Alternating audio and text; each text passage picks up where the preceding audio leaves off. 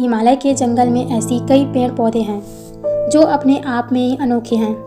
ऐसे पेड़ पौधे और कहीं नहीं पाए जाते।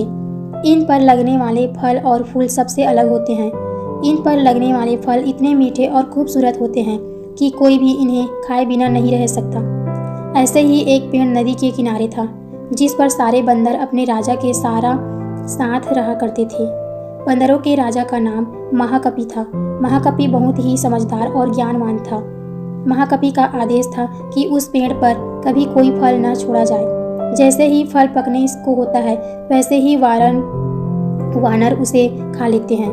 महाकपि का मानना था कि अगर कोई पक्का फल टूटकर नदी के रास्ते में किसी मनुष्य तक पहुंचा तो ये उनके लिए बहुत हानिकारक हो सकता है। सभी वानर महाकपि की इस बात को सहमत थे और उनकी आज्ञा का पालन करते थे। लेकिन एक दिन एक पक्का फल नदी में जा गिरा, जो पत्तियों के बीच छुपा हुआ था। वह फल नदी में बहकर एक जगह पहुंच गया, जहां एक राजा अपनी रानियों के साथ घूम रहा था। फल की खुशबू इतनी अच्छी थी कि आनंदित होकर रानियों ने अपनी आंखें बंद कर ली। राजा भी इस खुशबू पर मोहित हो गया। राजा ने अपने आसपास निहारा तो उसे नदी में बहता हुआ फल दिखाई दिया। राजा ने उसे उठाकर अपने सिपाहियों को दिया और कहा कि कोई इसे खाकर देखे कि यह फल कैसा है। एक सिपाही ने उसे फल को खाकर देखा और कहा, यह तो बहुत मीठा है।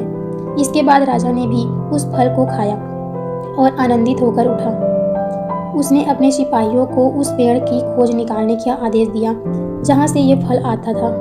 काफ़ी मेहनत के बाद राजा सिपाहियों ने पेड़ की खोज निकाला।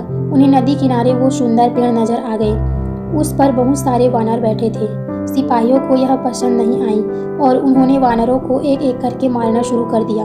वानरों को घायल देखकर महाकपि ने समझदारी से काम की। उसने एक बांस का डंडा पेड़ और पहाड़ी के बीच पुल की तरह लगा दिया। महाकपि ने सभी वानरों को उस पेड़ को छोड़कर पहाड़ी की दूसरी तरफ जाने का आदेश दिया।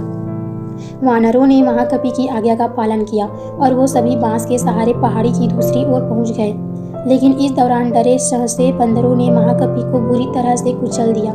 सिपाहियों के तुरंत राजा के पास जाकर सारी बात बताई। राजा महाकपि की वीरता से प्रसन्न हुए और सिपाहियों को आदेश दिया महाकपि को तुरंत महल लेकर आए और उसका इलाज करवाए।